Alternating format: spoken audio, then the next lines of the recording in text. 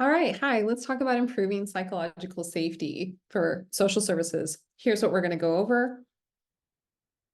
And I've sent these slides also so that you can review them.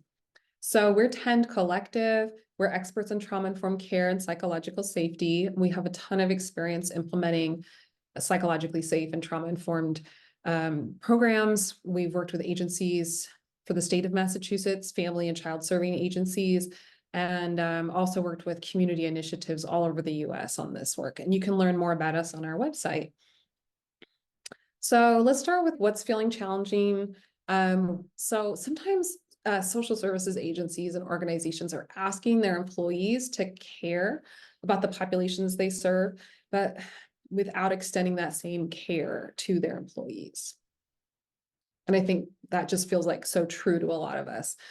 This can lead to burnout, high turnover, low morale, low productivity, more sick days, as you all know. And then this can lower the quality of care that we're able to offer to the people that we serve. And we just all have a need to look forward to coming into work every day and achieving something great together and feeling proud of our work. And we want to feel seen, heard, and appreciated.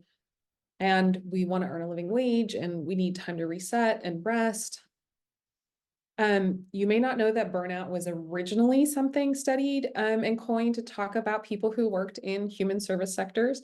And it was found that, people who had to care about other people for their work would often just care so much without enough rest and support that this would lead to exhaustion. Statistics on burnout show that it's a huge problem throughout the entire United States.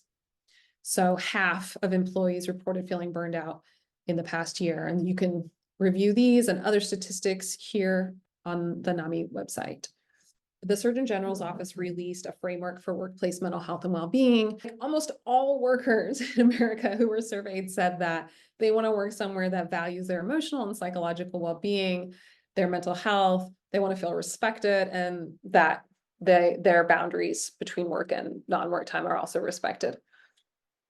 So psychological safety is this shared belief held by members of a team that it's okay to take risks, to express their ideas and concerns. That's the big one, to speak up with their questions and to admit mistakes. I think we would add that also psychological safety involves knowing that the people around us care about how their actions make us feel, especially us, our supervisor. So prolonged stress, you may already know this, but if we're not feeling safe, we may be in a state of heightened stress. This is going to lead to memory loss, working memory dysfunction, the inability to have flexible thinking and self-control. So our executive functioning goes down when we have high levels of cortisol, meaning we can't really get our job done. So some characteristics of a psychologically safe workplace environment include really strong agreements between employees and supervisors that are clearly communicated and everyone agrees and everything feels fair and reasonable. Managers notice when their employees are stressed and help them adjust the workload and solve problems. Hard conversations can happen. They're welcome. Challenging happens. Everyone's given the information they need, and there's a lot of trust and transparency.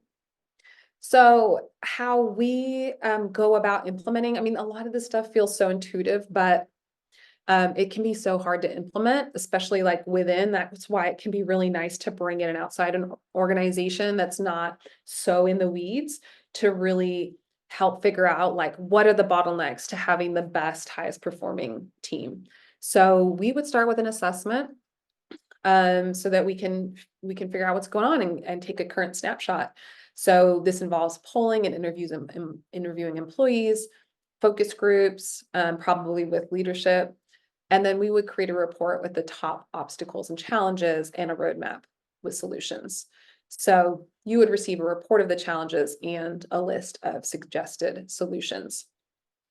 Then we offer training services. So, depending on what we find, there may be some trainings that could really help in trauma-informed care, best principles for employee management, and psychological safety principles to help improve the workplace.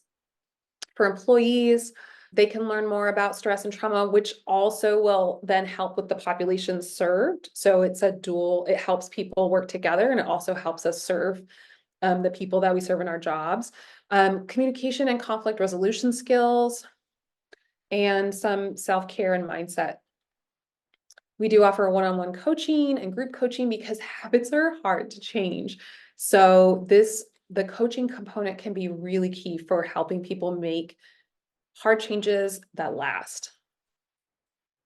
Also, if your organization is finding that we just don't know if our programs are effective, we have a ton of experience with program evaluation. So we can actually help you evaluate whether programs are running as intended and having the intended impact or not.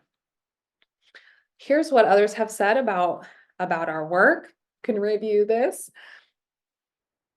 And here is the roadmap for this work. Assessment, report, customized program that it could include training or coaching or evaluation, results that are regularly monitored and assessed, and then a sustainability plan so that this can continue on for years and years.